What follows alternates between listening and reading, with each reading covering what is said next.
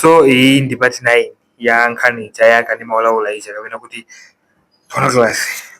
And apa part 9 tufati kambezo kuti how to know actually kuti why you are addicted. Kuti ungasowe bwanji kuti why you are addicted ku zimene zizi. So inert ndikupanga masales awawa sikuti muzizifira zaokwadi. Feel it normal and tenti ampepo. Akuluakulu tenti salipange sugar coat khaidwe anymore. Tenti sabange pretend, tenti khale real. Kodi, are you addicted to this habit? Ndokufusani nami mukundolani. You might say yes, you might say no, you might say what I just do sometimes. But then addiction is not only many way ugoonelera daily. Komano it's about how you feel mukakasi munapanga chintu chimene chocho. Let me say banji. Example ya bwino muntu afoja. Kodi muntu afoja amava bwanja akakhala addicted ndi kuti sana sori foja ucha. Kunjenjemera. Amava sosiyana I don't know zinazo komano kunjenjemera chimosi wachamba amathauma njenjemera.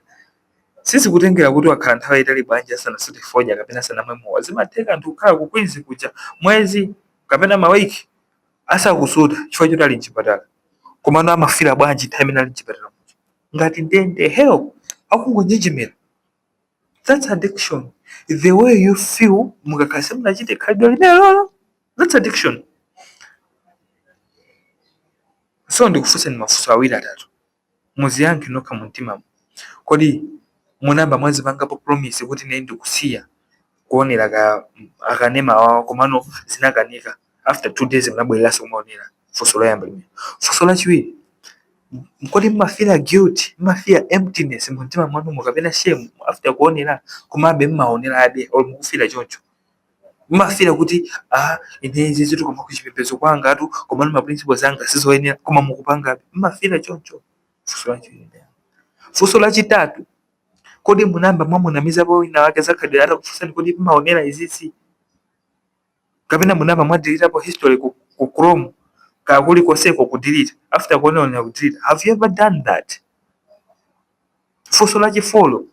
Kodi mumafila irritated kapena mumafila restless kapena depressed mukafuna kupanga kwiti kuti mumafuna mutasiya ndithe kumabe kanti makamaka ndithu. Kodi mumafila choncho? Kodi zimapanga affect sleep yanu? Zimapanga affect focus yanu? Zimapanga affect mood yanu?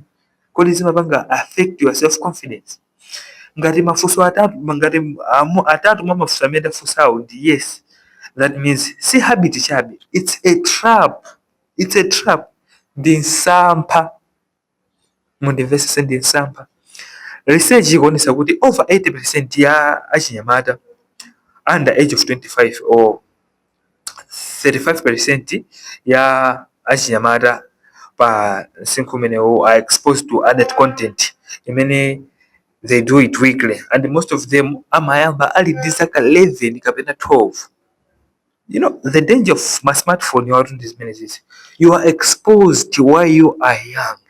Mumakumana nazo zinthu zija muli ana uli wang'ono. That's a generation growing up learning pleasure before discipline. Anthu akukula amene wawo akukula akuziziwa zinthuzi alibe discipline. Akukazikika pa screen chonchi pa phone without self control. They are feeling guilty asanakula. But here's what addiction is not. You have to understand. Addiction is not a proof that you are hopeless.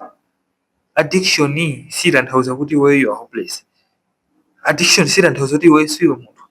To be addicted is to be a human.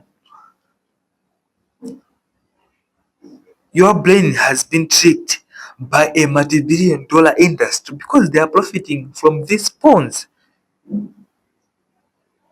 They pay millions, spend millions just to stay stuck.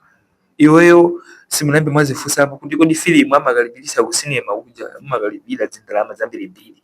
Komano you can just search Akanema Olawurawa uone pompo just half bundle. Why is it free? It's a multi-billion-dollar industry. They want to keep failing.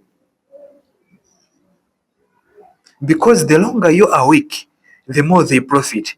ukakhala addicted basi ngati ukupita ku site kuja daily ukuona madzi aja they are making a lot of money brother what's that. But once you are aware of the trap, you are just 2 steps to get out of it. Ukaziwa kuti apa pane nsamba olonjereje ukangopanga sense kuti ukoko ndifakumana ndi achifwamba paipo timati wahamba kuthana nawo achifwamba aja because zingotenga kuti 10 imodzi utembenuke sukumana nawo. And you can't heal if you don't admit, and you can't be free if you can't fight what you face. Musamangozipanga blame nokha. It's about freeing you. Kuzipanga free worker. In the next episode, itikambirana how this multi-billion-dollar industry akupanga profit from your struggle. Tikambirana zimezo. Just subscribe us, just follow us in your mulitika. Osaiwala. Ngati muli ndi feedback inake kapena if you want to support us number ndio manena with 32106667. It's Shemina Narrates. Tipange follow by YouTube, tipange subscribe by YouTube, tipange follow by TikTok, by Facebook, tipange follow mutipeza. Mukhale ndi tsiku lopambana. Bye bye.